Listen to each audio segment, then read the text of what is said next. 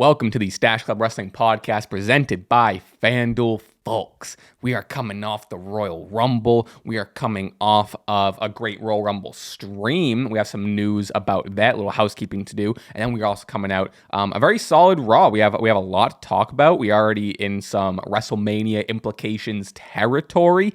Folks, my name is John. My name is Jimmy. Jimmy, how are you? How you feeling post-stream and all that? I'm feeling good. I'm feeling even better, man. What a great stream, a great turnout, a pretty decent Royal Rumble overall. Can't wait to talk about it with you today. How are you?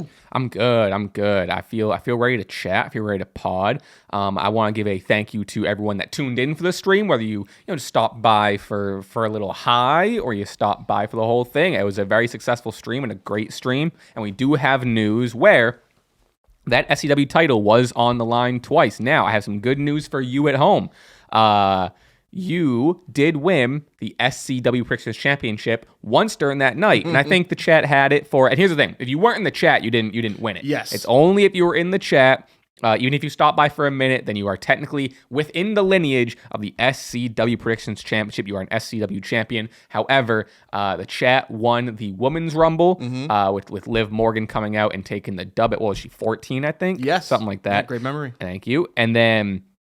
so they had it for a couple hours, maybe like an hour and a half, 2 hours. So I don't think they're the shortest SCW champion of all time. I think that honor goes to Paul Burchill, who I gave it to and then stripped immediately. That's fair. But close to Paul Burchill. Then we had the Men's Rumble where, Jimmy, you have become, because of Roman Reigns taking the dub, the new SCW Predictions champion. And that will be defended again probably on live stream, but regardless within the realm of this podcast. Oh yes, either at Elimination Chamber or Revolution. I'm not really sure. I'm not sure about pay-per-view. Definitely both. Right, regardless, some point, But the champ is back. It's been a long while. You've held this title hostage, sneakers. It's been a long while. But congrats to the chat. They can put that on their resumes. They can put that in the Wikipedia. Which, by the way, if I mentioned Paul Burchill, we should try to change Paul Burchill's Wikipedia and add the Stache Club Championship. In the little section. I agree. But yeah, man, it was a great event, and I felt good too because I did predict Roman Reigns to win the Royal Rumble. Oh yeah, it's kind of a double two for a double win for our how we traditionally do predictions. Of course, the way he won it and kind of little balloon air at the balloon a little bit at the end. But hey, we'll get to there when we get to there. I think we're gonna start there. I think we're gonna dive right in. We have a lot to talk about. We're gonna go throw all the Rumble stuff and then kind of attach it to what happened on Raw. This is more of a me thing, a little production thing. If you think the lighting looks off, it does. One of our bulbs just blew out, so now we're using natural lighting and one light. So it should be fine. I probably didn't even need to say anything, but it's whatever. I think it looks fine. Okay, let's dive right in to Roman Reigns winning the Royal Rumble match.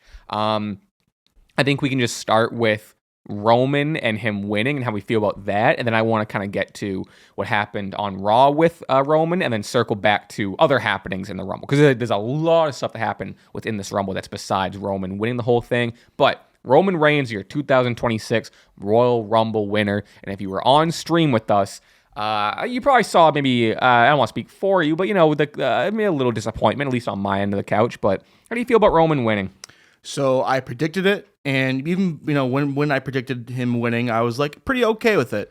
But I think what happened was the match itself wasn't laid out the best. I think it sort of once we got to the final two between Roman Reigns and Gunther, you even asked me like, hey, who do you really want to win out of these two right now?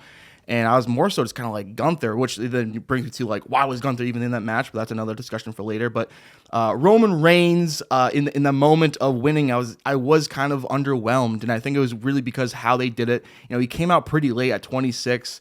And of course there was many other spots in the Rumble altogether that kind of maybe also led to me being a little underwhelmed with Roman winning. So I kind of blame the match at that point, because then you go to what happened last night with that promo. I kind of was reminded of why Roman Reigns is now a 2-time Royal Rumble winner, and I'm excited for Roman's WrestleMania future plans. I think my whole sentiment, even including the Punk and Roman Mania match, is like, well, I mean, I did get sold on it. We'll talk about more of it in detail in a second. But Roman winning at this point, now it's a couple days removed, I'm still just like, it's fine. Yes. Like fine. I'm not excited about it by any means, but it's also not a bad Rumble win just based on what they want to get to. I think the thing that kind of stinks, though, is like, without this Royal Rumble match, if the Royal Rumble never even existed, we're still getting Roman Punk at Mania. So I don't know, and I do agree with people pointing out like the Royal Rumble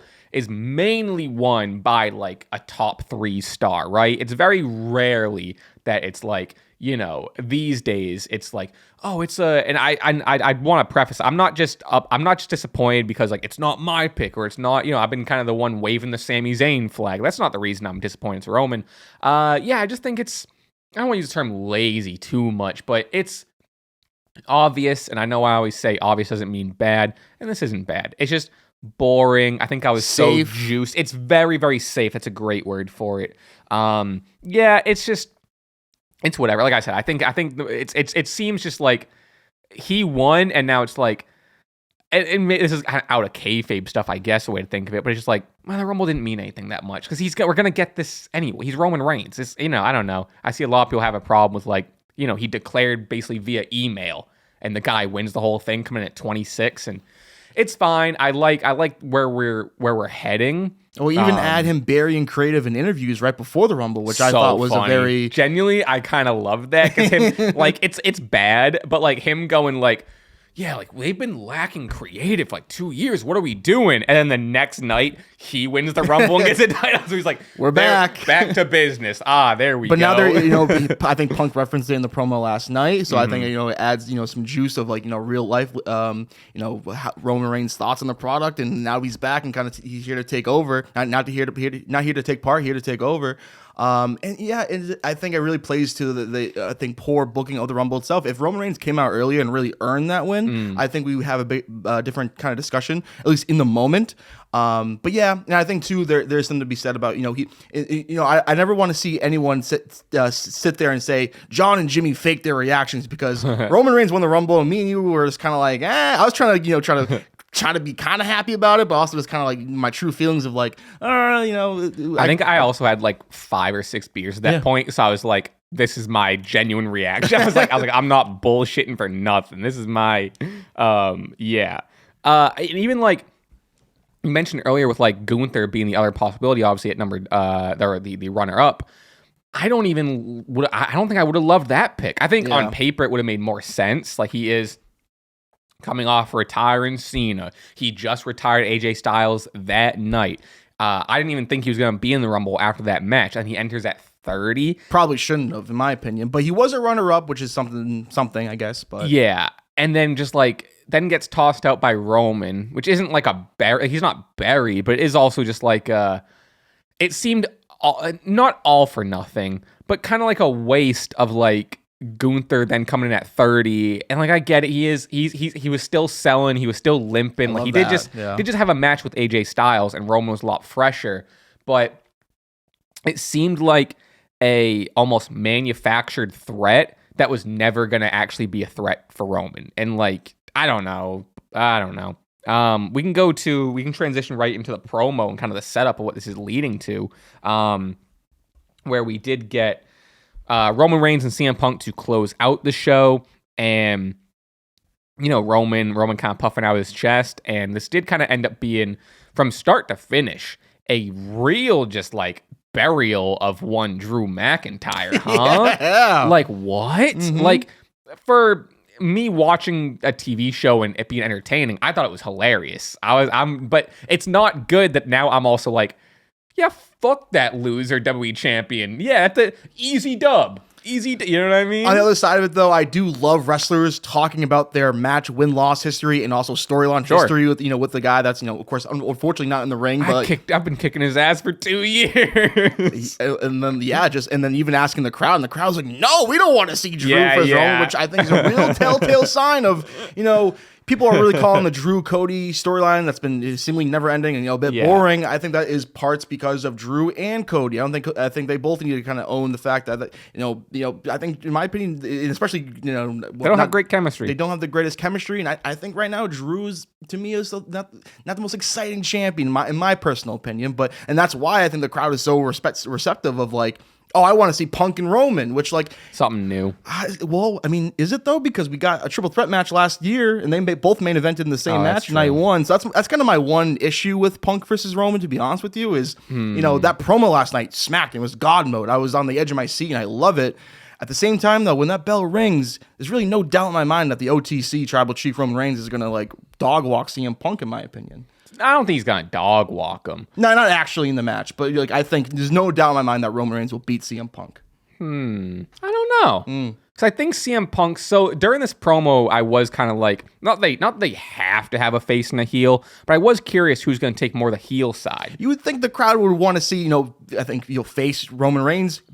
Take away Batty Drew's title, and another thing too, right. Not to jump across the board, but like Roman Reigns, history of talking about the World Heavyweight Championship as a secondary title. Why is Roman Reigns going to go? Did he really address that yet? I don't think so, because I would like to see him be like, if he is for sure picking CM Punk, which I think is pretty much confirmed now that he's picking CM Punk. Leave the window open perhaps, because we probably will be getting CM Punk versus Finn maybe at the Chamber. I think there will be another title defense before both chances before then, but I think we're going to be going into WrestleMania with CM Punk and Drew as champions. But we'll see if there's any sort of changes. But I think CM Punk Roman Reigns, like, that promo last night solidifies that this is the match for sure. But that's the thing is I don't know who like. I don't think you need a face versus heel. A face versus heel. You can have Roman Punk just as because Roman ended that promo, which is like, I'm choosing you because I hate you, which is so good. So it can just be that. I am just curious because I don't think the crowd is immediately siding with Roman, because CM Punk at the end of the day is still CM Punk, and is getting cheered no matter what. And I don't even think, like, if you're gonna turn one person heel, it's Roman. And I do think his character and the way he speaks benefits more as a heel, but also if you lean back into the heel Tribal Chief stuff, that's the best version of him. Yeah. So I don't know if he's going to get booed, you know what I mean? But I like this promo. To be honest with you, the first 3/4 of it wasn't sold. I was like, it's good. It's very standard. It's very... Roman, I want to be back on top. CM Punk says what city he's in, and whatever. And then we got bracelet comment, which I thought was whatever. And then we get to Punk really, and I think I'm gonna really hype up Roman here, and I think a lot of people, and maybe I'm just getting too Twitter brain, where I feel like I need to like immediately defend myself, where it's like Punk did a masterclass at lobbing up that ball to Roman for him to spike it down. You know what I mean? So it's like, obviously, Roman, that's the art of wrestling, is you set up your opponent to look better. CM Punk did a great job at that. Roman looked the best here. That was on purpose. It's a credit to Punk, blah, blah, blah, blah, blah. But where was I going with that?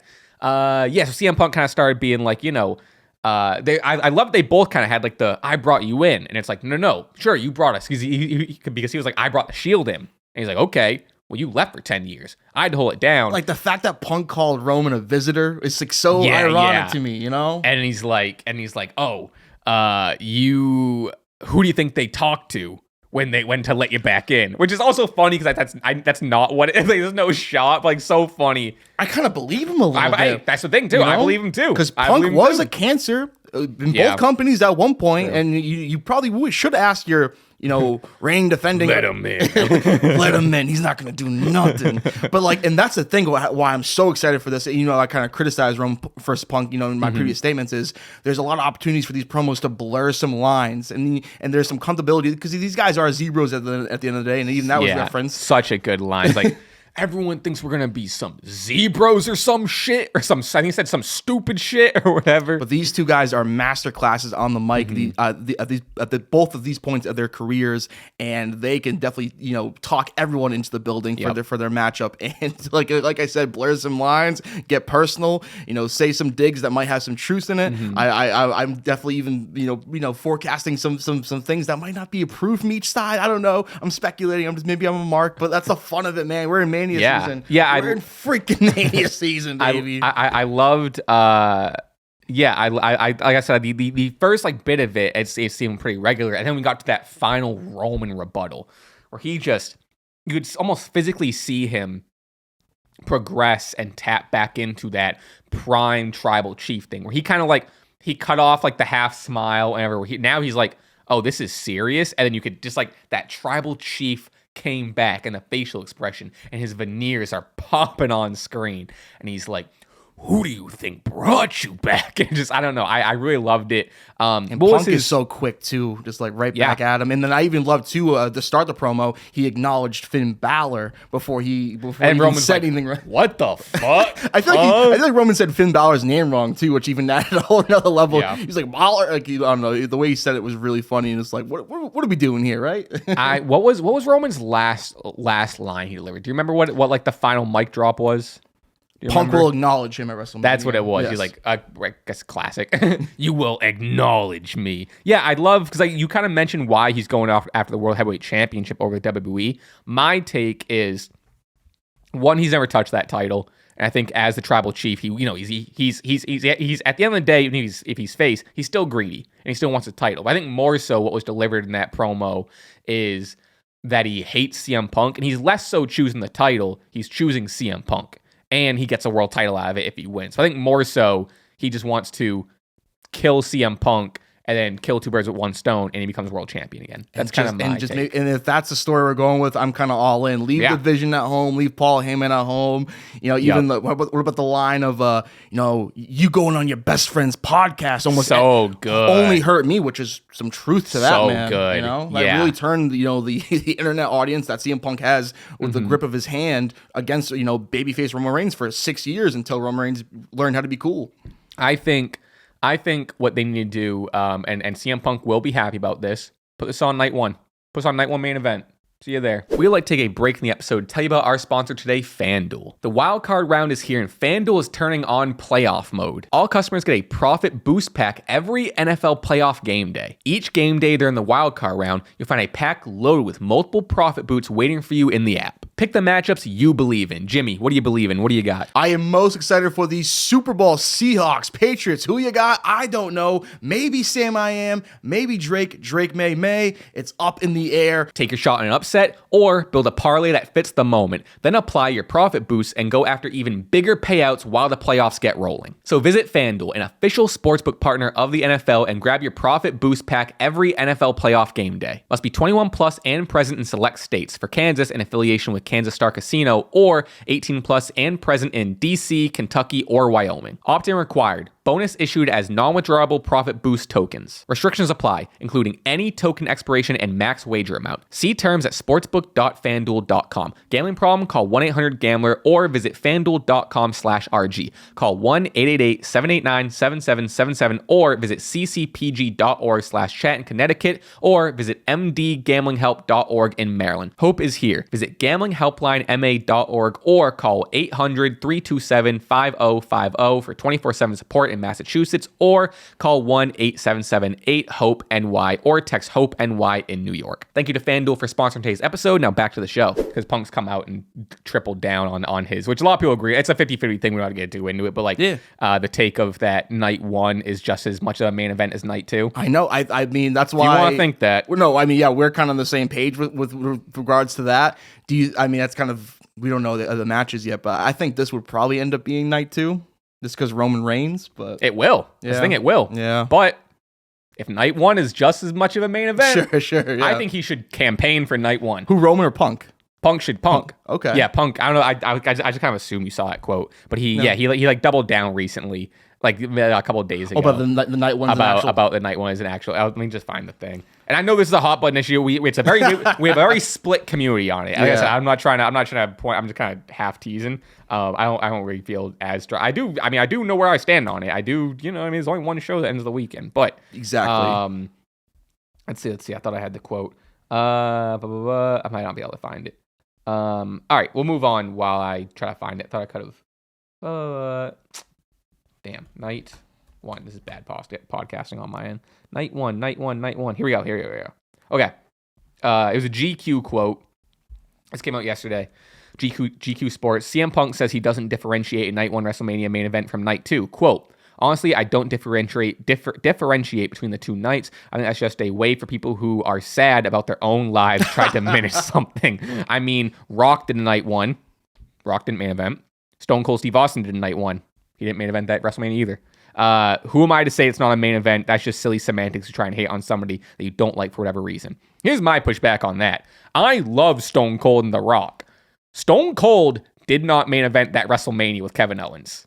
Because on paper, the main event was going to be a talk show? Because it was billed as a talk show. It wasn't even billed as a match. So like, and I like people's argument with that is like, what? So you're saying Stone Cold didn't? Because it's like, yeah, Stone Cold was like, he's a 50-year-old man that had an impromptu match with Kevin Owens. That wasn't the main event. Stone Cold didn't main event that WrestleMania. It was a great way to cap off. And it was an awesome match. A great way to cap off the intermission, or to begin the intermission, which is, again, it's why you have two nights, because of the grand spectacle. But it's just an opinion. That's the thing. I think you can have the other side of the opinion that is just as important as night two, but don't dismiss the other side of it. Because again, there is people that do sort of say that in bad respects. It's huge. It is the second biggest match of the whole weekend, which is massive. It's WrestleMania. It's the second biggest match of the night. It's not, I think often people when they say no, it's not that, you discredit it. Like, no, like that Punk, Roman, and Seth Rollins had a massive match. There's been a handful of women's matches that main event night one that should probably main event night two over a handful of some night two main events. You know what I mean? It's like, I don't know. I appreciate where people are coming from because they want, like, all these people to have the shine. I think multiple people are deserving of the main event, but at the end of the day, and I'm not a very, like, this sort of way, but we can't be handing out participation trophies. Exactly. Thank you, big match, John. And then even like as we're looking at, CM Punk burying MJF with that line, a famous line. That was the immediate thing that people started quoting is the main event night, whatever, of a 5-night extravaganza or whatever the fuck it was. Which also, like, I do see the side of that where it's like, and I think CM Punk also made a quote on that, because a lot of people will throw in his face a lot of, like, in-character promos he said in AEW, which I think the pushback on that is I do think, like we're saying, lines are blurred. Maybe this is us just being fucking marks or whatever, as much as I don't like that term. I do think oftentimes there are, there's truth in art. There's truth in an art form. There's truth in a promo. Obviously it's a scripted and, pretend fake TV show, whatever you want to call it. But I like to think in his time in AEW, he had a lot of freedom with what he was saying for his character. And also, he was just coming off of 10 years of shitting on this other company. Yeah. So like, there's out of character. But I do think there is some grace to say, like, he did say these things in a rival company in character. And so there is a little nuance to that, where, like, I think people are quick to throw in character quotes at him to combat out of character quotes, and, like, I think there is gray area there for sure, but, like, at the end of the day, it is very funny of him to say this, and then just the second he said that, people were just like, oh yeah.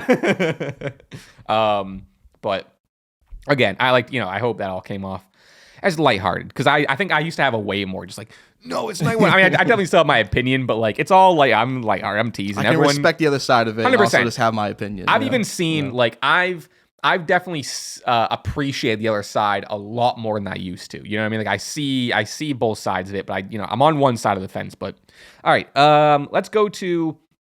Is that all we have for Roman Punk? I'm excited for the match. I think it's gonna be great. It's a couple old guys going at it. I'm fine with that. And I better get Roman Reigns. Do you think in between now and WrestleMania we get Roman Reigns back-to-back weeks on Raw? Yeah, but it won't be till we're, like, close. Yeah. Like, I don't think we're seeing him next week. You know what I mean? That's probably why Phil was like, let me address Finn Balor first, who attacked me last week in that match. Gotta have a little feud between. Yeah. Did you see on the back of his shirt? I didn't notice this until on Twitter, but the shirt was Philly is the best in the world, and he covered up the extra L, so it said Phil is the best in the world. Did you see that? I saw a little. I didn't get a clear view of it when I was watching on Netflix, but, like, I did notice there was something different about it, and I saw Phil, and I'm like, oh, that's funny. People were dogging on that Philly crowd last night. I actually tweeted out, it's kind of going for some rage bait, purposely leaving out New York in place for Boston being the best wrestling city, but I gave my Mount Rushmore of pro wrestling cities, and I included Philadelphia just because during the Gunther segment, I thought, they were saying, fuck you, Gunther, and give me some classic Philly crowd.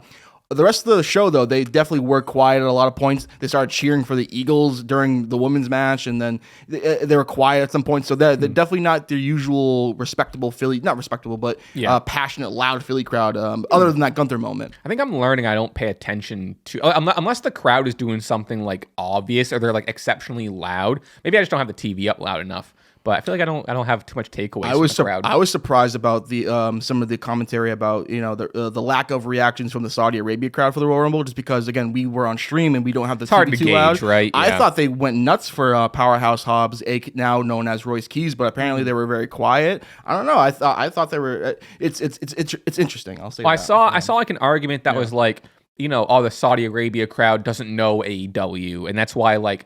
Royce Keys shouldn't have been in it, and this, or they don't know deep cut wrestler, so and so like Mr. Iguana shouldn't have been in it. They did not react for anything AAA, but they didn't. But like there was a DPW sign in the crowd, yeah. So like there's deep cut people in there, so it's like they're gonna know who Powerhouse Hobbs is. So that's all right. Let's we have a lot to dive into the rest of the Rumble whenever.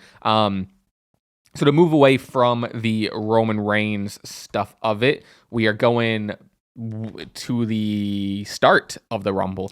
We have Bron Breakker coming in at number 2 to Femi's number 1, which was awesome. And a masked man comes in and attacks Bron Breakker, tosses him, beats him up, hits him with a stomp and a super kick, tosses him in, and then Femi just knocks him right out. So there's a couple questions. I don't know. There's a couple questions here. I know me and you are, I have a couple opinions about this.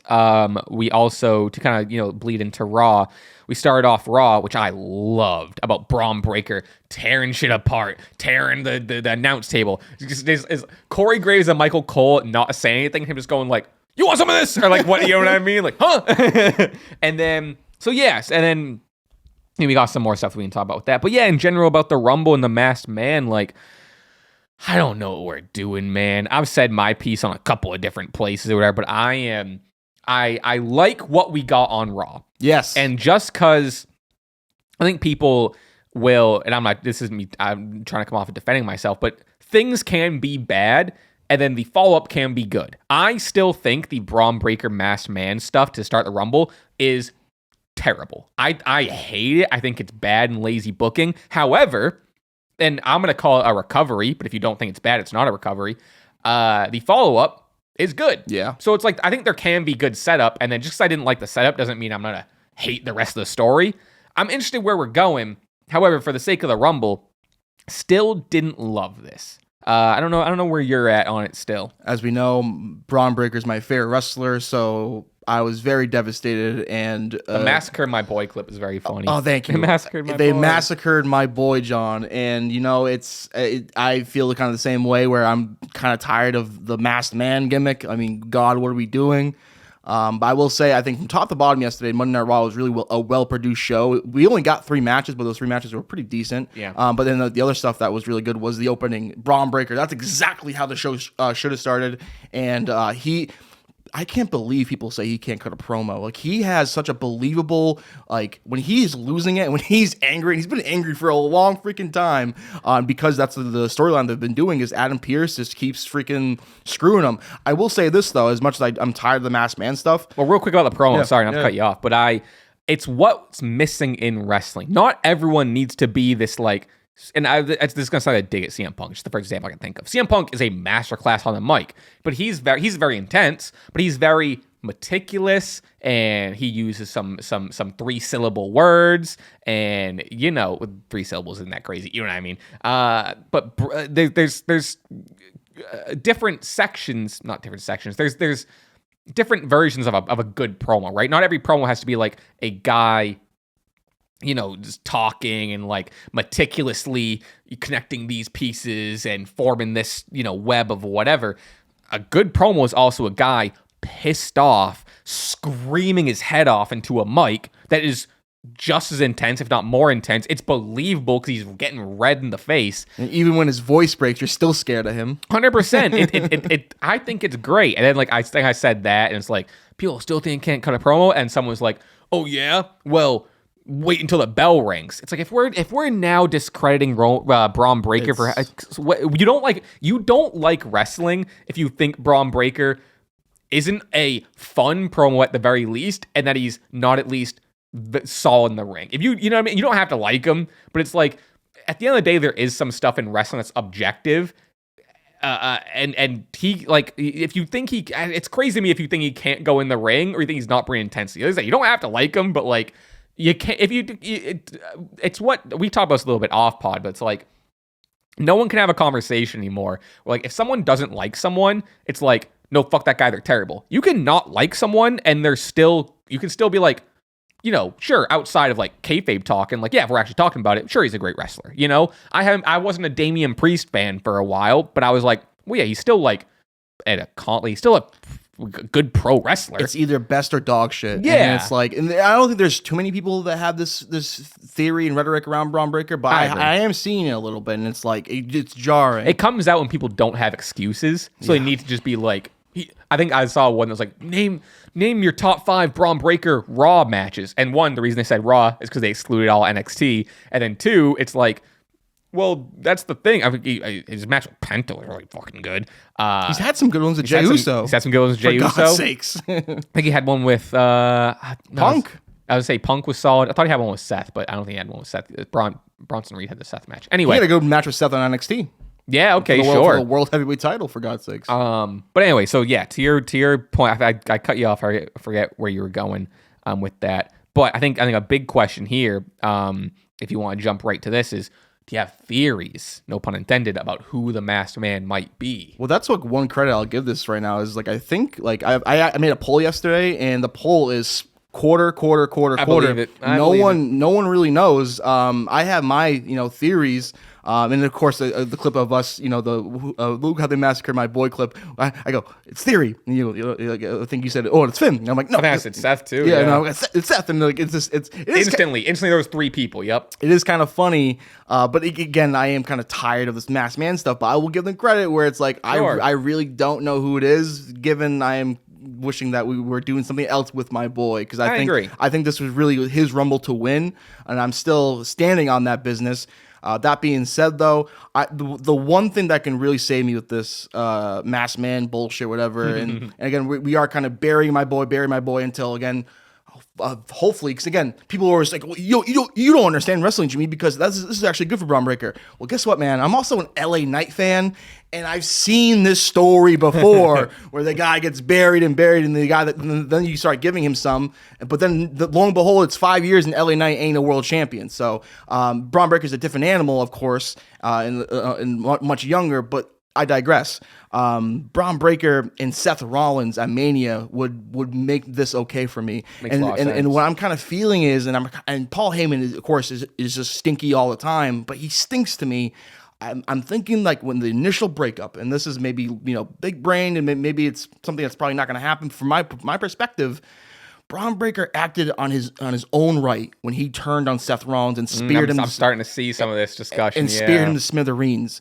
And I don't think Paul Heyman wanted to go with him. So I think, and obviously Paul Heyman can't stand up for himself in that moment. So what you do is you go along with it. You recruit other members while Seth is injured. You recruit Logan Paul. You recruit Austin Theory. And that's who I think is the masked man that did this at Royal Rumble is Logan Paul, actually. I don't think that's crazy. I think I sort of recognize his lips as kind of silly as that sounds. He's also, and then why I also dismiss like Finn Balor and Adam Pearce don't match the body type. This guy's kind of tall and lanky. I'm seeing even a lot of Dean Ambrose and John Moxley stuff, which I'm like, you guys are so silly, and it's because of the neck thing. There's a neck thing. He did. That's funny. He did do the John Moxley neck and thing. He did come out from the crowd. Yeah, that's very Death and there's history. But I think it's Logan, and then especially too, you circle back to when initially when Logan Paul was challenging CM Punk for the World Heavyweight title. The Vision interrupted Logan Paul, and that even we were kind of like, whoa, is Logan Paul about to be babyface? Right. And then it ended up being Logan Paul later that night joining the Vision. I think it's all might be under Paul Heyman's, evilness or whatever, big game plan. I'm hoping this is leading to Braun Breaker versus Seth Rollins at WrestleMania. If not, then Braun Breaker versus Logan Paul or a member of the Division. Like, what are we doing? There's 2 ways to kind of like you said. There's 2 ways to go about it. Where you either have Seth come back, he reclaims the Vision as he does reclaim things. I love that. He reclaims the Vision. because like you said, Paul Heyman was never behind Braun Breaker, and then even like last night on Raw, like Braun Breaker is constantly being held back physically by a Logan Paul, Bronson Reed, and Austin Theory. So they're like, they don't want him to go too crazy for whatever reason, and then. Or you have it on the flip side where, which I think a lot of people already expect, is Seth Rollins comes back and then Braun Breaker's like, this is my vision now. And then you have that match as Seth as a face. But one wild one that I've seen about a potential masked man is, and I hate this, I wouldn't be shocked at all. I'm seeing Jake Paul. I will shave my head bald. I will shave my head bald if it's Jake Paul. Me too. I'm so serious. If that's Jake Paul, I might not watch WrestleMania. That's a lie. I do this for a living. But I'd be so disappointed and upset if it's Jake Paul. The guy has no business being in the WWE, in my opinion, or in professional wrestling. We deal with Logan as we deal with Logan. He's kind of earned his spot, in my opinion. But I have no interest in Jake Paul. Yeah. People are saying Finn Balor. Like, I don't know. Finn Balor to me doesn't really make any sense considering how tied he is to CM Punk. And my thing with Finn Balor is if it was Finn Balor, which I think they dropped the ball on this for sure, is the whole thing was like the Royal Rumble's full. So, Finn Balor, you're not in the Rumble. I thought that was it was like set up perfectly for him to come out and like attack a Kit Wilson or something like that, take his place. So if it was Finn Balor, why wouldn't he attack Braun Breaker and then take his place? Or why wouldn't he attack someone weaker and take his place? So I think Finn Balor is probably like pretty low on my. I think it is scale. kind of a credit to the fact that there is so many suspects, which I even saw something of CM Punk, which I'm like, that's crazy. I'm like, that's kind of like what? And then you look at the hands and like there's no tattoo. Like, there's the thing called makeup. Yeah. And then even too where I saw people criticizing the booking of this, and like I'm kind of on the same side of it because I was very upset how they massacred my boy.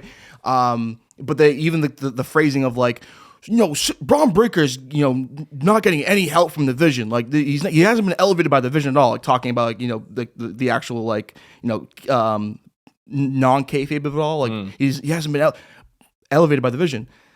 That's kind of maybe the actual storyline of it. Where it's like he's not, the Vision is not seeing Braun Breaker as the true leader. The Seth is still maybe pulling the strings, which that could to me save it overall. But again, initially, not happy with seeing the Masked Man. Not happy with wasting Braun Breaker, a generational young talent.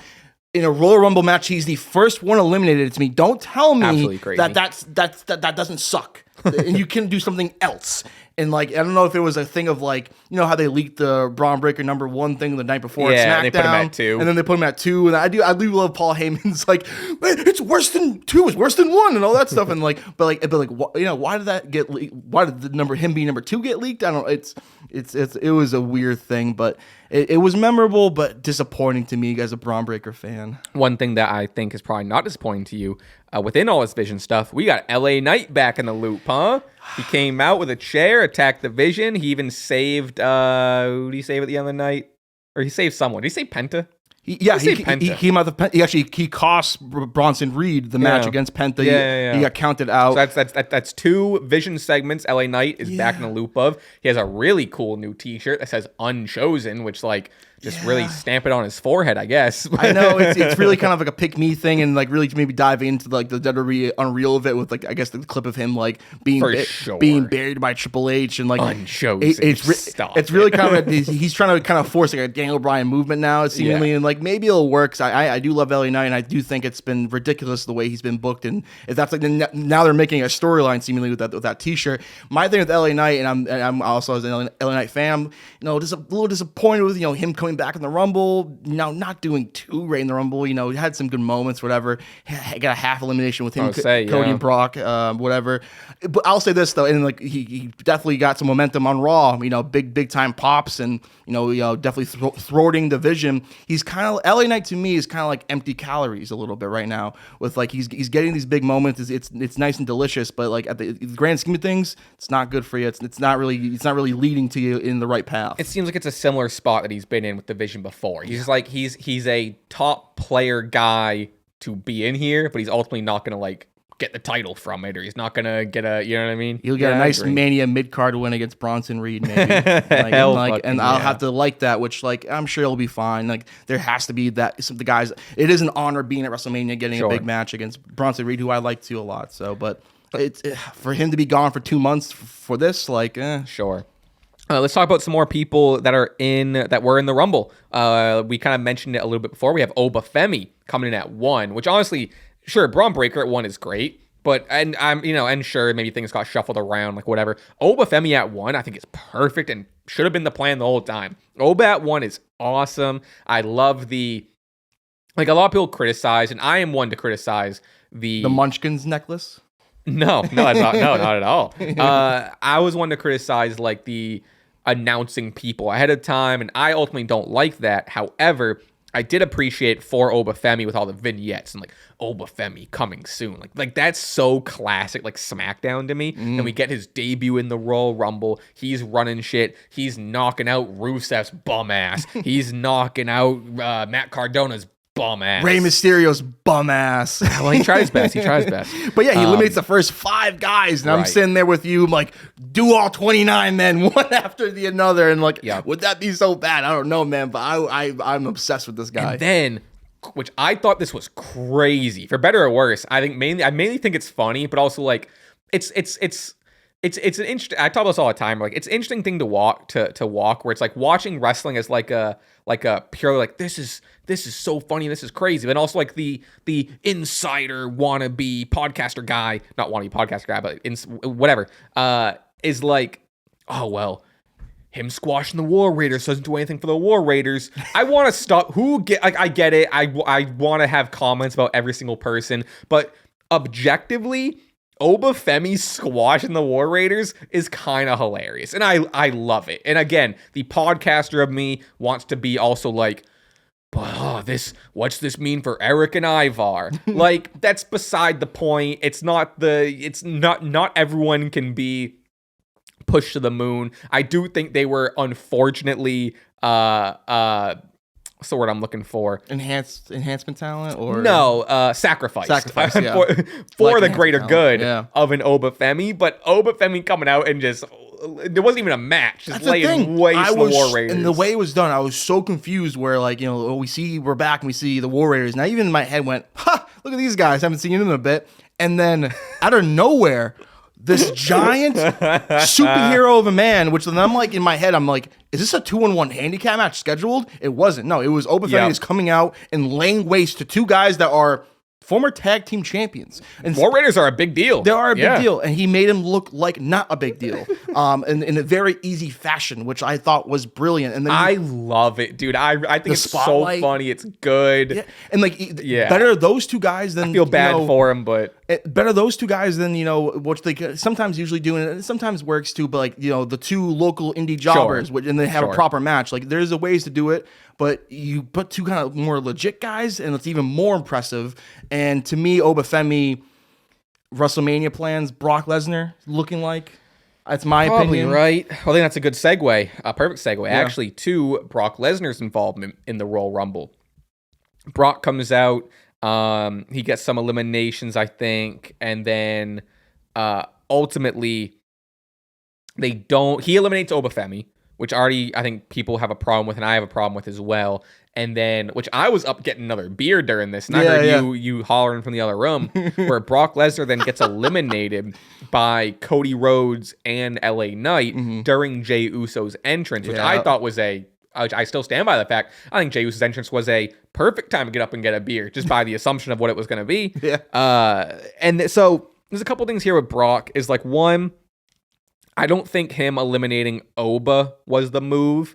I think it makes way more sense to have Oba eliminate Brock, because Brock's already Brock. Brock's already established. If you have Oba eliminate Brock, then it's like, one, Brock's going to want to get his like comeuppance on him, or whatever you want to say. And then 2, it bumps up Femi more to be like, and let's just pretend the main roster is really new to Femi, audience wise. It's like, this new guy just eliminated Brock Lesnar.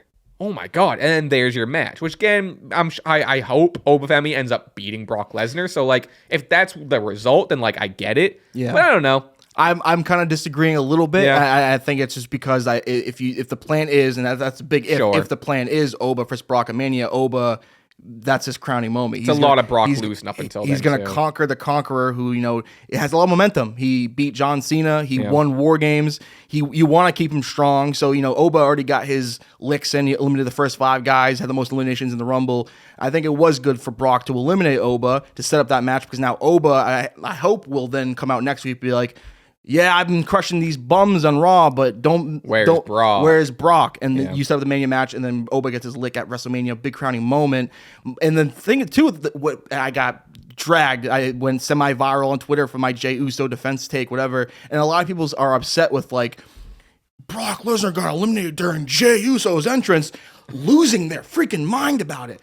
And let me tell you, man, I think it's a cliche thing now for Brock Lesnar in the big year 2026. Oh, he gets eliminated from the Rumble. Who gives a damn? It's not that big of an elimination. It's like he's not going to win the match. In my opinion, he had no chance to actually win the match. And then he does it, and he gets eliminated during Jey Uso's entrance. I think that was the goal from the way the match was laid out, by who laid it out, because whoever eliminates Brock, then Brock usually would need to want to avenge that himself. You do eliminate Brock here by one, Cody and LA Knight during Jay's entrance. It's seemingly not as a big deal, and you move on from it, and you kind of forget that, oh, Brock looked kind of weak there. So then, but they kind of have the opposite effect now, where people are now very much focused in on, holy shit, Brock was eliminated during Jey Uso's entrance. That was terrible. Boo Jey Uso. It's like, that was on purpose, in my opinion, just to make sure, okay, we don't want to put that much spotlight on Brock's elimination, because we don't want Brock to look weak, or, we want to soften the blow of Brock looking weak, and we do it during this kind of segment that is more tailored to, oh, here comes Jey Uso.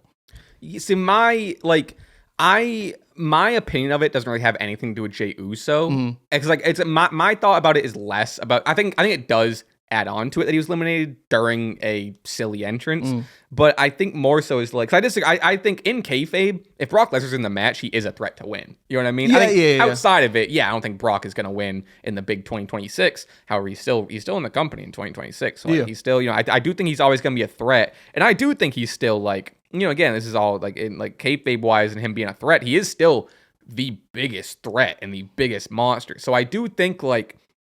And I don't disagree, though, where you're right. Whoever eliminates him, because of who Brock is as a character, Brock's going to want to get his revenge. And, of course, there is history with him and Cody, and pretty recent history with him and Cody, and blah, blah, blah. So, like, let me say this. Like, for me, I'm a big LA Knight fan. It would be, and I admit this, like, if LA Knight were to eliminate Brock by himself, that's a huge... crazy, that's a huge feather in the cap for LA Knight. Yeah. But that, to me, then we should be getting a Brock LA Knight feud going forward. To me, the way that they did it tells me, like, okay, Brock got eliminated from the Rumble. He'd already done what he did to set up his match against Oba Femi at WrestleMania. But you're avoiding all this if you just have Oba eliminate Brock. Yeah, but you were already then kind of getting that kind of satisfaction of Oba getting one up on Brock, and then to me, then you have to have Brock beat Oba at WrestleMania, which I do not want. Or, I mean, you could just have, I think there's other, because it's not just like A and B, because then between there you have like, maybe Brock comes down and beats him. Maybe they have a match between Mania. I think there's other moves to do. I'm not totally like, dismissing what you're saying. I think you, for sure. And I think also a big problem that I have is it's even less of the elimination. It's more so, like, if you're going to have Brock in this match, like, and again, I agree with you where it builds other stuff maybe unnecessarily, but like the Royal Rumble has a lot of those sort of stare downs where it's like we didn't really get a big, in my opinion, moment between an Oba and Brock. We also didn't get a Brock versus Royce Keys, which maybe I'm just being selfish here, wanting all these face-offs, like for sure. But I just think if you're gonna have Brock in this Rumble, like you accomplish what you need to do. I do just think there's more juice you could have squeezed out of that lemon. You know what I mean? Agreed. And I don't know. What I do wish maybe is maybe Jey Uso, while his entrance is playing, Jey Uso eliminates and that blows up the internet as well. So I don't know. Like I said, it's less about like the Jey Uso of it all. More so I'm just kind of like he is a big elimination to me, and I think you could have used that differently. But we will see, because we will see how this plays out. I hope you're right, where next week or soon we need some sort of but Brock or whatever. Yes. It's not confirmed. It's what we're getting. You know what I mean? You're actually right. I can't deny that like eliminating Brock is a big elimination, but I'd even say what happened because of that. Like you don't want, and that's kind of just my point, was the fact that Brock is a big elimination.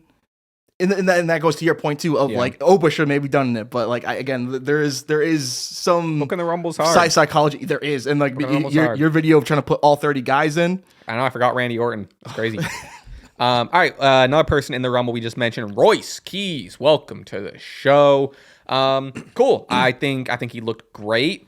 He seems happy to be there. I think I saw a clip of him and Cody joking around after the show, before the show. It's the Cody Rhodes pipipeline. I'm telling you, it's Matt Cardona. Like the Cody Rhodes definitely got some sway now for sure to get his boys in the and I love his boys too. So keep them coming, Cody. Or Ricky. Yeah, exactly. Which, like, by the way, tonight, ladder match. Oh, not tonight. Oh, this is coming out Wednesday, so it'll be last night. Yeah, we'll have a result. I think as we're recording this, or as it's being released, or as the fans are watching, Ricky Saints will be the new NXT champion, and I think it will be because of Mr. Royce Keys.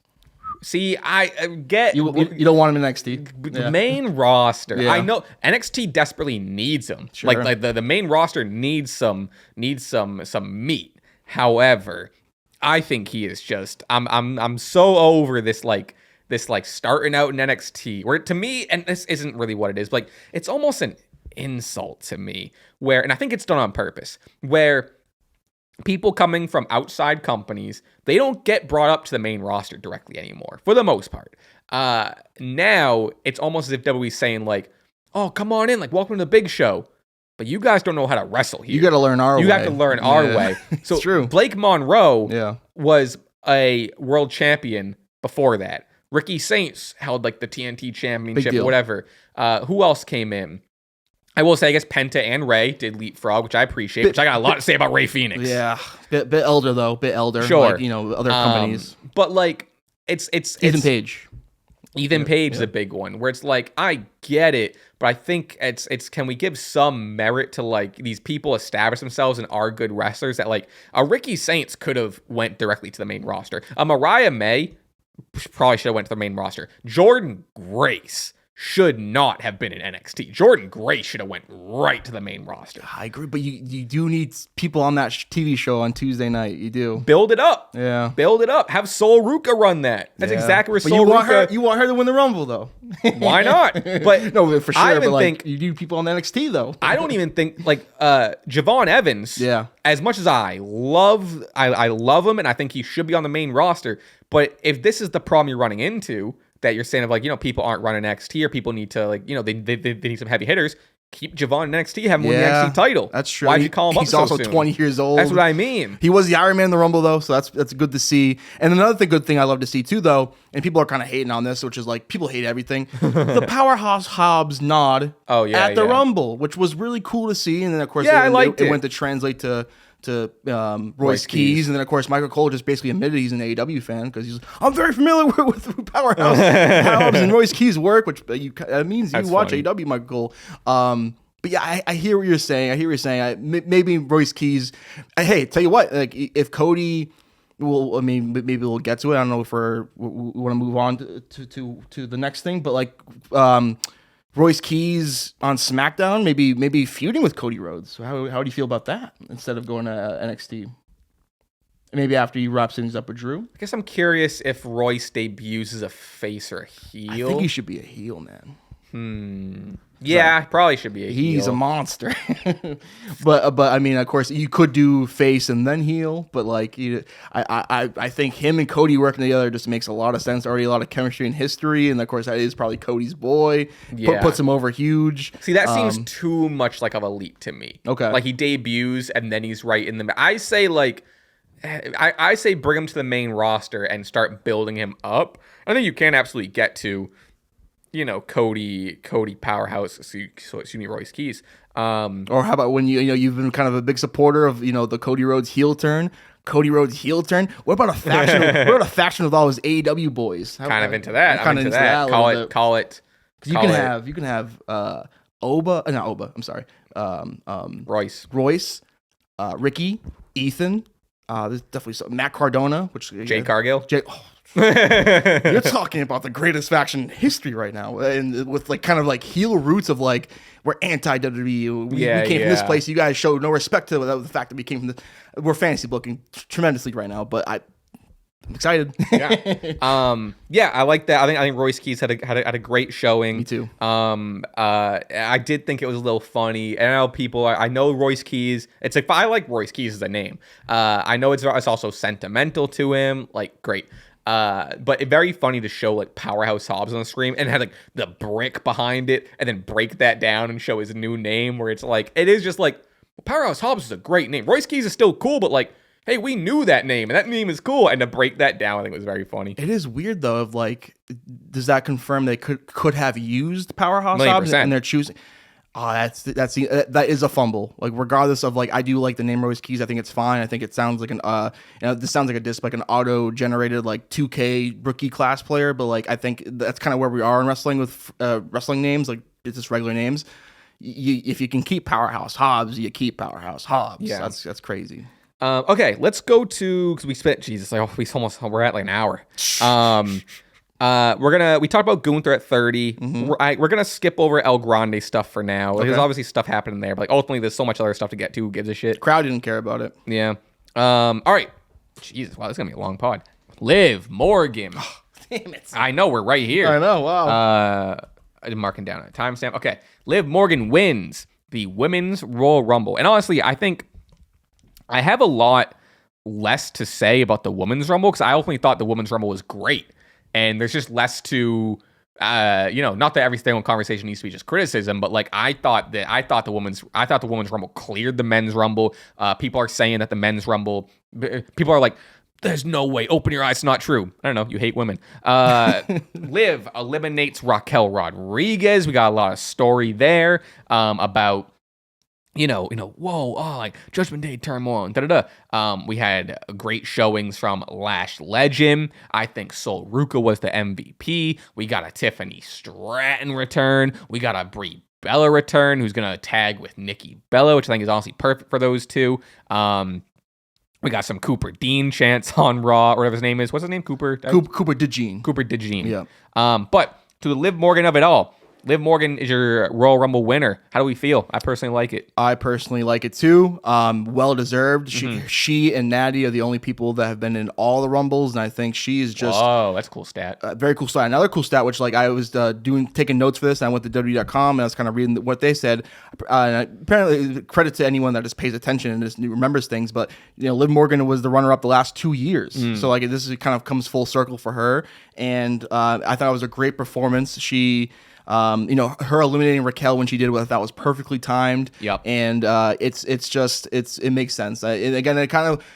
She was like the betting favorite going into it, but sometimes predictable means good. Yeah. And like the final three too of Tiffy, which like it's nice to see her come back, and Sol Ruka going for the Soul Snatcher, which like I hate this kind of narrative around me where I'm just the biggest hater of the Soul Snatcher. I will say like earlier than I don't think it was the double one she hit on Tiffy and Soul. She might have hit a double one. She hit an eearlier one on JC Jane. On JC Jane. Oh, yeah. Okay. JC Jane eliminated that Kalani one was Jordan, awesome, and then it was so smooth. She eliminated JC Jordan. And then, JC Jordan. JC Jane eliminated Kalani Jordan. And then as she's backing up, Sol Ruka runs in, bounces off the ropes, bang. And then credit to JC Jane just going limp and not like, you know what I mean? She's really good. I mean, like you said, you can just list the amount of like great performances by one JC Jane, the Jordan Grace, Lash Legend, Kalani Jordan. What I thought was probably my MVP was Kiana James. Kiana James looked awesome. She looked really awesome. Did. And the thing is too, like I was kind of just last week we were talking about the Julia Kiana James of it all, and like I was kind of saying like she has the look and the character not really that there yet. I saw a lot of potential in her with the way she worked and the move she did for like babyface potential down the road. Like she has something, and I think she had a really good performance. Charlotte and Alexa stuff to start off the Rumble I thought was beautiful and really well done, and like the story around that, and then of course Charlotte accidentally eliminated Alexa. Them just like teasing, like going from moves and then stopping and being like, Just kidding. I'm joking. You know what I mean? I'm joking. Yeah, then the accidental elimination. I agree. I think Io and Rhea also look very solid naturally as they would. Io stare down with Julia and I think Asuka. Does that become something? I hope maybe. Kairi Sane entering late, holding their own. Good stuff. Natty, this Rumble Becky. was great. Oh yeah, Natty and Maxine had their thing. I think. Did Maxine eliminate Natty? I can't remember. I think Natty eliminated Maxine. Natty probably eliminated. Yes, and then you're Becky right. eliminated Natty. You're right. The Tejada bomb. I'm sorry, all over the place. But the Tejada bomb from Rhea Ripley on the apron. Like Rhea Ripley must have a giant bruise on her side, man. Because that was brutal. Yeah, I thought all around. I thought it was a really great Rumble to bleed into Raw. So yeah, Liv wins, and coming out of this is instantly like, okay, well, Raquel has a title match the following Monday. And then also Liv just eliminated Raquel. And I thought like the promos were really good before. First of all, we got Dom Mysterio back. Look what the cat dragged in. He looks great. His mustache is even more grown out. The glasses look sick. He's in the Carhartt WIP overalls with to see him white soon. Converses. Yeah. Looks like $1 million. And then they're Liv and Dom are reunited, and then Raquel comes out, and they're all celebrating. Raquel's like, elephant in the room here. You eliminated me. And then Liv, just being who I would just say is the leader of the Judgment Day now, or has retaken that spot. So the weeks prior, we would talk about it. I'm like, I kind of feel like Liv's taking a backseat role. That was all on purpose to just leading up to this Royal Rumble win, you know? And then her just being like, well, Raquel, we're all on the same team. A win for Judgment Day is a win for all. And you're the least selfish person I know. And Raquel just accepting that. Because she can't be hypocritical because Liv has been the opposite of that the last few weeks. Been supportive, so she can't be mad at Liv eliminating her, even though she definitely should be. so she's just like, okay. And I still think there's a part of there's still definitely a part of Raquel. It's like side eyeing, and then Raquel is like, don't show up in my match. I know. What did we get? Liv showing up in the match, basically in one way or another, costing Raquel in what I thought was a very fun street fight. It was good. Unfortunate table spot. It's still kind of broke a little bit. Yeah, it worked. And then great job by the referee kind of setting up like okay, let's redo a better finish, and like they nailed it. The spinal tap, whatever. Yeah, Stephanie looked awesome in this match. There was a part of me that I thought there was a world where Raquel wins here. I don't know. I thought for sure too. I mean, not for sure, but I was like, I would like Raquel to win, but I'm still a big Stephanie market. But at the same time, it was good to see a babyface just get a win on Raw, and we saw a couple of those with Pentagon, of course, a count out win, and then Javon earlier in the night too. So like, good action all around, man. And then yes, we ended that segment with Liv Morgan standing tall, holding that title, and she kind of hit like a shrug of just like, oh, Raquel lost, boo-hoo. All right, now I get the title. You know what I mean? So there's going to be animosity there. Roxanne Perez also got involved, just taking a bump that seemed like she just showed up to work and signed up for. Just took that. Her one bump of the night was through a table to the floor. Good for her. She go through the table. What's the title match? Liv versus Stephanie? I have seen people talking about, because obviously, Liv does get a title match, but I do love the idea of somehow getting to Liv versus Raquel versus Roxanne. Yes, somehow. But I don't know if that means you take the title off Stephanie before Mania and you give it to Liv, and that's how you get the triple threat. Well, I'll tell you what, going by her theme song, Stephanie Vaquera doesn't belong anywhere near WrestleMania. Yeah, that theme song sucks. It's just her theme song. Why did they change it? That's crazy. I don't know. And I didn't even love the first one, but the first one, yeah, it's fine. It kind of goes with the Devil's Kiss. Sure. Yeah, no, it goes with, like, it fit her entrance. I wouldn't say it was a good song, but it fit her entrance better than maybe it could be a stopgap theme where they are looking for a new theme, hopefully, because I thought it really dimmed her presentation quite a bit. Yeah. And also, too, Stephanie, street fight calls for jeans. Raquel got the memo. You didn't get the memo. She was in pants, though. It was pants. It was definitely different than what she usually rocks, which is cool, but jeans. Jeans would have been cool. All wrestlers, jeans. Yeah, what else? I feel bad about, it's like, we spent an hour on the men's. Things there's so much to dissect. But like, ultimately, like, I love the direction that this Women's Rumble went. I like where we're going with, like, this Judgment Day turmoil. I am with you. I'm curious what this means for Stephanie next. I don't know if I see... Because I think there's way clearer plans for Liv and the Judgment Day girls than there is Stephanie. You know? Yeah, sure. I mean, like, Liv versus Stephanie at Mania is still a good match, but like... Maybe do a 4-way. Sure. You know? It does kind of feel like Steph would be a little shoehorned in, unfortunately. Plus, but it's very unfortunate for Liv, who like wins the Royal Rumble, and then 2 other people somehow get added into the match. But we'll see what happens. We have Elimination Chamber too. So much time. So maybe I see Liv versus Stephanie at Elimination Chamber. Cool. Liv wins the title there. Maybe a Raquel or Roxanne win the Elimination Chamber, and you somehow throughout the following weeks then rope in like one of the whoever is the third person out. I don't know. Liv did say she will be going to SmackDown to pay a visit. Let me help you out, honey. You ain't going to SmackDown in hopes to be challenging the great Jade Cargill. Let me tell you that. It'd be a bad business move for you, Liv. It's mainly because they're not going to book the match. She doesn't defend her title. So they're not even going to, exactly. What I mean? It's been 3 months. You're not even going to get nothing on the books. You got me there. It's getting ridiculous. We're getting fed up in the Cargill cartel. That's for sure. All right, let's go to... No, talk to me. Where's Bianca Belair? Yeah, I don't know. I hope her finger's okay. It's really unfortunate. That was someone, obviously a name that I think I even had her winning the whole thing. I was really crossing my fingers we were getting a return. Got a question for you though. Do you think if you bring her back and she wins the Rumble, there is some audience out there that kind of groans and doesn't like it, and there's some kind of discussion of like, wow, this kind of feels sort of seen LOL Bianca wins? I mean, it's gonna be people there that hate everything, Yeah, I guess like I think I've already seen. I think I saw some discussion leading up to it, very small, about like it starts to get outside. I think people are starting to lose the plot of what wrestling is sometimes. Yes, because it's like if Bianca wins, comes in at 30, wins and whatever, and then if people's criticism of that is like, well, she didn't earn it, and that was so easy. She came in at 30, whatever. Pro wrestling, it's all tropes. The trope of pro wrestling is the returning face comes in at 30, tosses everyone over, and it's a big feel-good moment.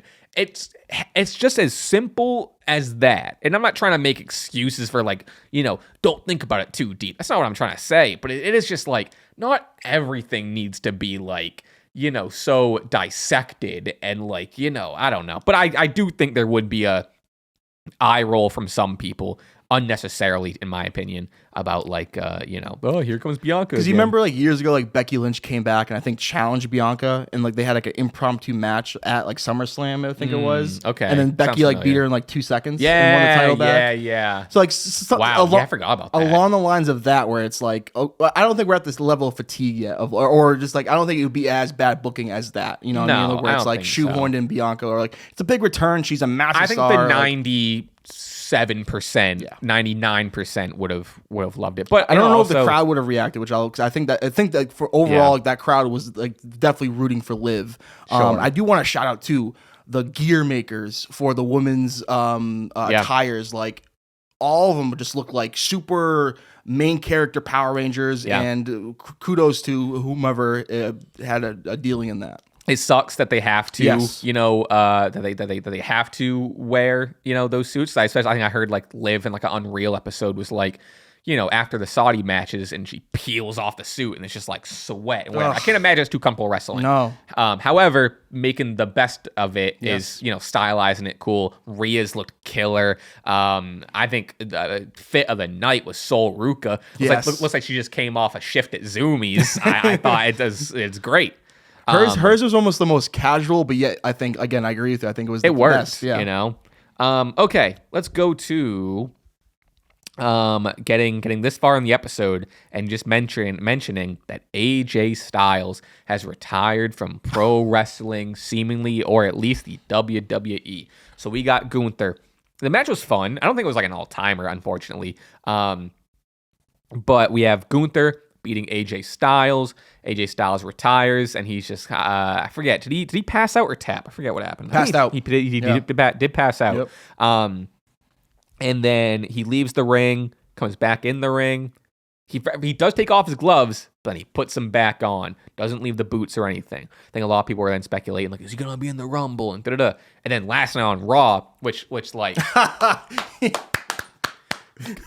AJ's theme hitting. I went nuts. It woke that Philly crowd up to then Gunther coming out and him even doing like the fucking.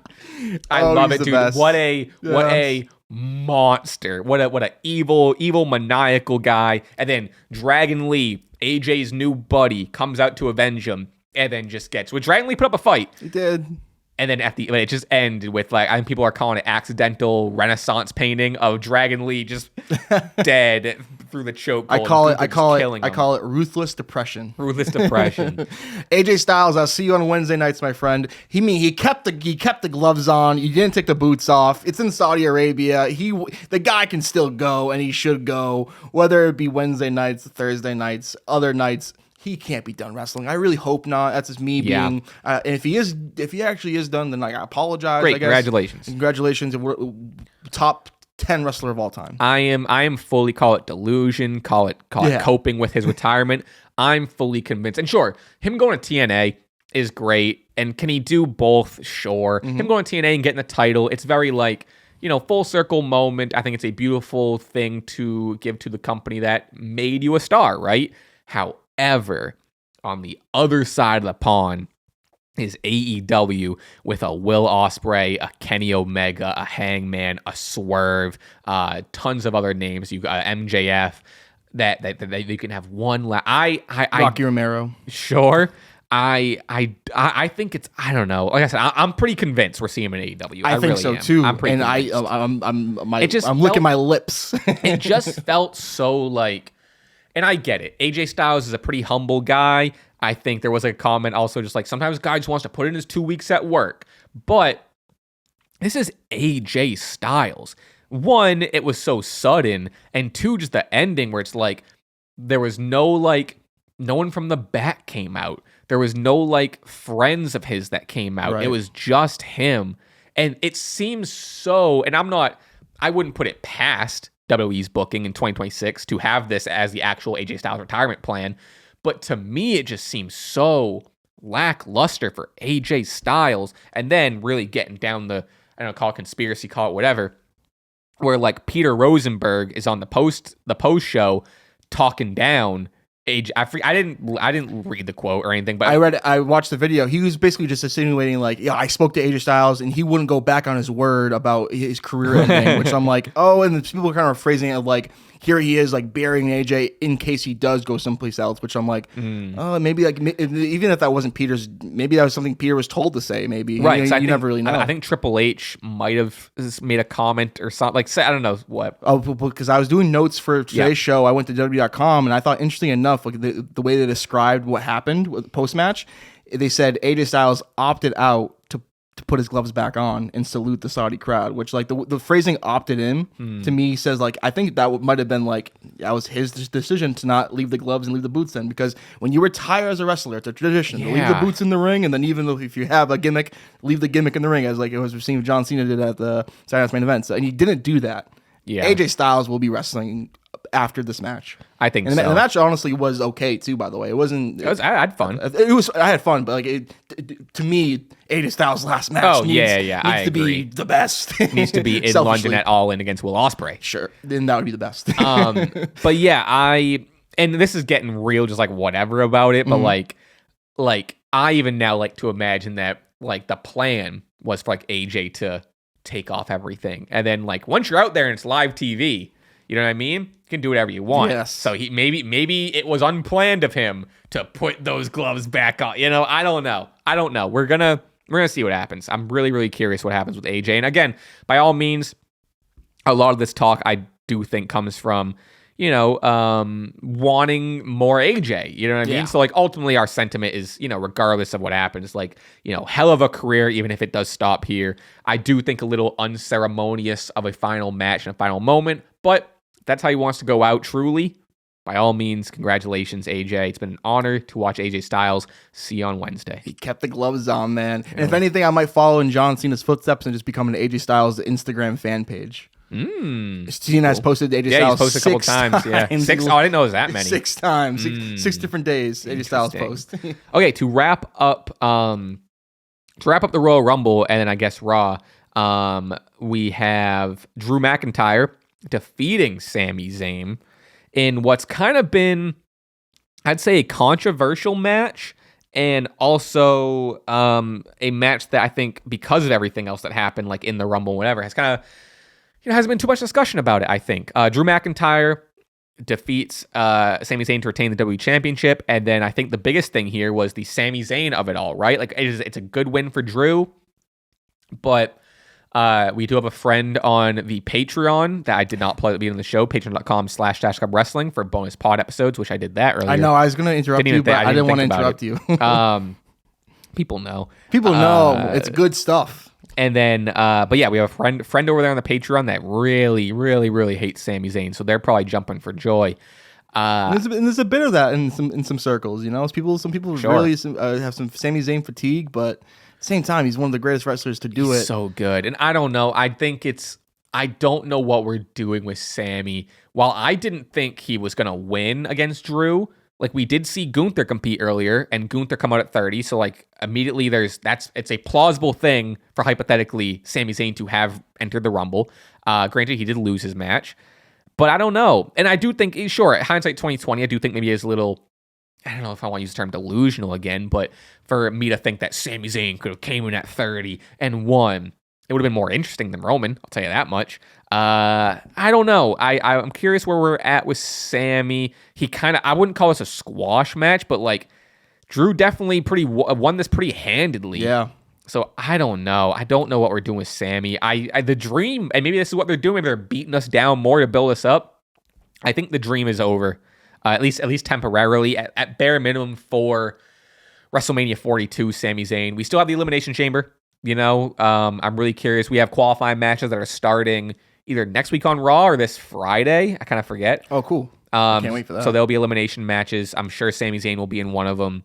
But I don't know. I don't know. I'm still kind of standing on the fact of, like, if you're going to have Drew just win here and not do anything with Sami after, put Randy Orton or Damian Priest in this match instead of Sami. I don't know. That's kind of my 2 cents of it. I'm just kind of just like, I don't know. Another guy that I wouldn't mind seeing on Wednesdays, perhaps. I'll say this: nice for Sami Zayn to pay an ode to his pal Kevin Owens and losing a WWE Championship match at the Royal Rumble. Kind of kept that tradition alive for those two lads. Yeah, it's jarring, but I will say that I don't think the dream's completely dead, just because you know where WrestleMania is next year. The same place where Sami has so much success, Saudi Arabia. So you can kind of keep some hope that they're doing some long-term storyline, and we'll get a Mick Foley WWE Championship win for Sami Zayn, perhaps next year's WrestleMania. But that's kind of like, if you're a Sami Zayn fan, do you really want to hear that? Probably not. But yeah, I kind of agree with you. Very handedly. You have a really good point about Mania next year. I really forgot that. Mania's in Saudi Arabia next year. That's so crazy. I forgot about that. Yeah, maybe that could be it, right? And then next year, where's the Rumble next year? Do we know? I don't think we know yet. Maybe Indianapolis, because I know they signed like a 10-year deal to get a bunch of pay-per-views there or PLEs there. Let's see. Yeah, it probably isn't announced. Where's the Rumble 2027? 2020. Okay, I don't think it's announced yet. Interesting. Boston. That'll be cool. Be sick. How did you? While we're here, maybe we can take a pause here. How'd you like that 03 Rumble?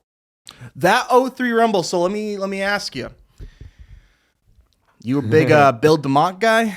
You a big Christopher Nowitzki? Oh, we can start. If we want to play this game, we can run down the first. You like B-Fab, huh? Or not B-Fab. B-Fab. B squared. Bull Buchanan. Hey, we can run down this list of 2001 entrants. Are you kidding me? I kid you not. But let me tell you, I think for my money, and again, I've watched the 03 Rumble before, but I had how good was it upon rewatch though? Very, fun time, very fun good. Time. And you forget, and you said you would if you had to rebook it instead of Brock winning, you have RVD win it. I know. I go Chris Jericho. Sure, Chris Jericho. Sure, the story with him and Shawn, and then maybe you do some kind of rebooking where you have Shawn and the Mania title, the Mania match between them be for the title would be good. But like really, I think I think you have legs for your opinion, which again that's much as my opinion of your opinion. I think for me, I think 03 Rumble probably the second greatest Royal Rumble of all time. Sure, behind 01. But hey, I think that's all. I think that's kind of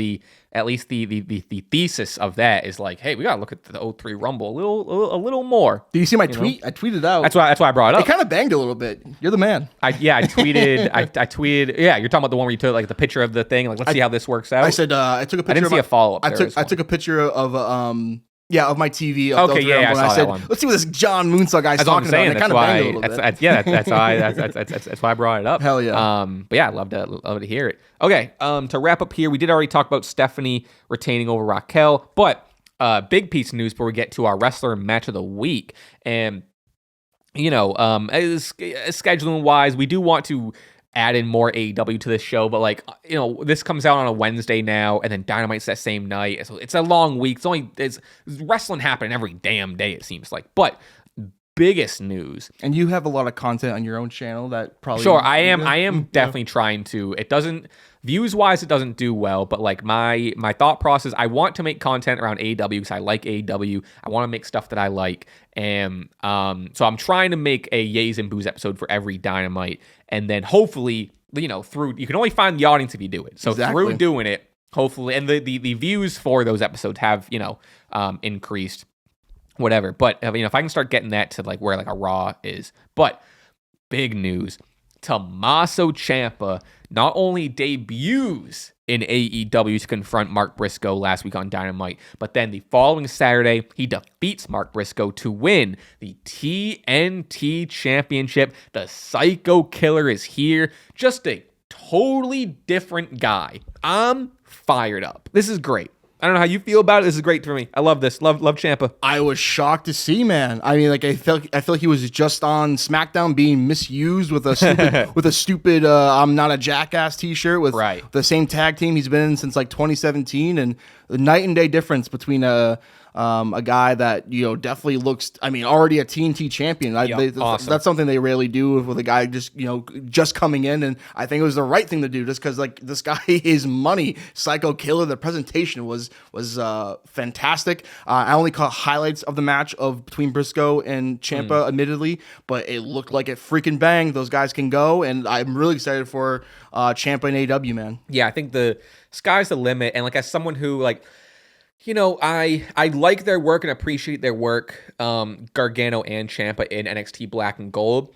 Ever since their call up to the main roster, like I have not been really into DIY. I've always kind of thought they were lame. I'll tell you what, this shit when they pat themselves in the back, I think is the lamest shit. I like when I hate that I'm shit. a Ciampa guy over Gargano in a big way. Me too. But when Ciampa does the pat in the back thing, I think it's funny. There's a little something less nerdy about it when someone that looks like Ciampa does it. You know what I mean? Yes, absolutely. So I don't know. And there's the whole what's Gargano gonna do? And I like Gargano. Like, I think he's a good wrestler, but it's like I haven't been in. I like DIY in this SmackDown tag division because they're a good tag team. Sure. But they're good with other tag teams, obviously, and whatever. But then seeing Ciampa, his presentation, his match in AEW, I haven't really been like, again, I like Ciampa, again, I appreciate his Black and Gold work, but like, I wouldn't, if you were to ask me 2 weeks ago about DIY and you're like, were you a Ciampa fan? I'd be like, yeah, he's cool. He's Ciampa. Right. He's, I'm not like. Looks like Triple H. Sure. I'm not really, if you're calling me like, am I necessarily a fan of him? I might even say no. I like the guy, sure. But now to see him in this presentation, the Psycho Killer, the theme song, the intensity, it's night and day. It's like, it's crazy that they didn't even like try with this guy for a singles push for the US or the IC title. And yeah, so I think AEW saw the potential, and I'm really, really curious to see, where he goes and what he does. I think he's going to run this division for a while. I think it was very smart of them to and I think Mark Briscoe's been a great TNT champion, but the TNT championship, you don't need these long runs. You can just, I think how it's perfectly used, you put the TNT championship on a person that needs the spotlight right there. And Mark Briscoe, I think, needed and deserved the spotlight. That was Ciampa's turn. And have TV matches on TNT, so we tune into TNT and watch the TNT Championship defended on TNT. Actually, while we're here, because this does come out on Wednesday, so they're, if people make it to the end of this episode before Dynamite comes out, we can kind of see what's going on Dynamite tonight. If they announce the card, we got MJF versus Brody King in a AEW World Championship Eliminator match. That's going to rock. I think Brody King is going to win that through some sort of shenanigans. I was a little confused, though, because the promo the week prior, Maxwell says, I'm not facing you, Brody King. You need to beat other guys to get to me. And now they're just booking him against MJF, which to me, I'm very curious how this match pans out, because to me, I almost want Brody King to beat my boy a little bit. I think MJF is going to accidentally lose. Like he's going to do something that gets himself disqualified or something. Brody King's going to get the win, and then I think MJF is going to retain the title eventually. But I think Brody King should get this world title match. Pay-per-view match quality. Yeah, this rocks. Then we have Kenny. Oh shit! Wait, what the fuck? Whoa. I forgot about this. Hey yo! I can't wait for Dynamite tonight. That's an upgrade from our friend Rocky Romero. Respectfully, this is Kenny Omega versus Andrade El Idolo. The heartthrob himself. I forgot about this. I was pretty hyped. I do remember them announcing it last week. Oh shit! It's been a long week. Totally forgot about it. This is gonna be fucking killer. It's must see TV. Spoilers. I do have a lot to say about Andrade. But that's gonna go to our match and wrestler of the week. Oh, fun. Then we have Hangman Adam Page versus Mark Davis. Just see, I guess Jake Doyle, unfortunately injured. He like tore his bicep or some shit. Oh, that sucks. Yeah. All that muscle, man. It's terrible news. Really. So hopefully, I haven't heard anything confirmed, but like, it seems like it's like a torn bicep or something. He knew it right away. He it was the match against FTR. He hit and his arm just kind of did this thing, and you hear him audibly go like, "I just tore my fucking bicep," and it was like, Jesus Christ. So that's really unfortunate for him, but. This, I'm glad Mark Davis is still going to be in the mix. Yeah, new name for the trios, Jet Speed Rodeo. Yes, Jet Speed Rodeo. Have you played Jet Set Radio? No, but I like that they're referencing. Is it a video game? Yeah, that's cool. I like that. It's a original Xbox. I think it's Jet Set Radio, which I didn't play, but I played. You ever play Fusion Frenzy? Fusion Frenzy rocks. I love the ball one, like the. It's like sumo wrestlers. Oh yes. And like sumo wrestler ball. That was always my game. It's a good shout. And then we have Ricochet versus Jungle Jack Perry for the AEW National Championship. It'll be a cool match. I'm excited for that. I feel like is there anything? What about the women's match? What we got for the women, huh? Tony and Orange are really getting comfortable. I think they might be doing something. I guess they haven't at the time of recording this. They haven't posted the big long thing, but I'd imagine there's other stuff that's going to be announced. It is always shocking to me what every time they post like Tony or like AEW account post that big long thing, I'm like, how are they fitting this in 2 hours? Yeah, right. They do it every time. I don't know how they do it. Shout out Sky Blue. Why? Shout out. Oh, sure. Yeah, I'm sure hopefully there's something else. I mean, that's the one criticism for sure of current AEW is the women's division is not being booked very well. But you kind of get in trouble. You only have so much TV time, and that's the thing. You get a new women's tag team division. There's only so much TV time. It's stressful because even so, like I mentioned earlier in the video, you trying to put all the guys in the Royal Rumble. Then even today on my way here, trying to okay, what's the Mania card looking like? And like there's only so many matches you can put a Mania. It's crazy. All right, let's go to our wrestler match of the week before we close out the show here. I'll start out with my match of the week. I'm between two. And I kind of gave a little wink, but I'm not sure who I'm going with yet. It's either the Women's Rumble or Andrade versus Swerve. Well, if it helps you at all, I'm going the Women's Rumble. So if you want, all right, I'll give it to Andrade and Swerve. some representation for both, perhaps. Dude, Andrade and Swerve was so fucking cool and so good, and people are like, did Andrade win? Yes. Oh my God. Yes, which is why he's facing Kenny. And whoever wins, yeah, right. So big implication for Kenny Andrade, whoever wins this match will go on to face MJF or whoever the AEW champion is at Revolution. Fantastic. So it's either going to be Kenny versus MJF for the title or Andrade versus MJF. I don't know. I don't know either. I think it's going to be Kenny. You would think for pay-per-view. But also, is it too soon to feed? I don't know. Or I don't want to say feed because Kenny could beat MJF. I don't. Andrade just beat Swerve. Yeah, right. So it's like Andrade is right there, and you're like if you triple threat match. I know. That's what I'm hoping. I love, dude, Andrade. Here's the thing. I think I said it in my Yays and Booze video. I have always invested in the Andrade stock, and I've seen it go up, and I've seen it go real down. It's honestly mostly been down, and it's off the grid. This is what my investment was for his like now he found his character. He's doing this like ladies man sort of thing, and like it's like I think you love it. I don't know if you saw a clip or not, but him like getting the woman's phone number. Oh yes. It's so just like classic like ladies man wrestling thing. Eddie coded. Sure, 100%. Yeah. I love what we're doing with Andrade. I'm so excited for him versus Kenny, and then him and Swerve tore it down. Just because people need to just hate on something. Swerve has been getting a lot of shit the past week because, like, he was moving a little slower than Andrade, God forbid. But he's still, like, there's like a clip that was going around where, like, they're going back and forth and they both hit like a kip up or whatever. And Swerve's kip up is just slower than Andrade's. And everyone's like, look at this old ass, slow ass Swerve. I'm like, are we watching the same fucking clip? Like, huh, dude? It's nuts. He's also like 275 pounds. He's jacked as hell. I don't know what we're talking about. I don't know. But yeah, so that's my match of the week. Andrade Swerve. Hell yeah. Your match of the week was I'm going Rumble. Women's Rumble. It's a great one. We talked about it. I mean, I did. I mean, I watched only kind of WWE this week, and that's on me. But I think for my money, the Women's Rumble was the match I most enjoyed. Nice. And just it's Royal Rumble is my favorite time of the year, and I really just you say what you want about the Rumble altogether. I really had a great time. Me too. Saturday night. The stream. Yeah. I think that was an all-timer stream. I had so much fun. The beers were flowing. I think it was a great time. Hell yeah. Chat was going crazy. Okay, who's your wrestler of the week? My wrestler of the week is one Gunther. I'm pretty sure he's probably been my wrestler of the week before, but that's no rule that he can't beat it again. He retired AJ Styles. I think AJ Styles was my wrestler of the week last week, so it only makes sense that now Gunther, who ended his career and then of course pulled up on Monday Night Raw and did that hilarious entrance bit.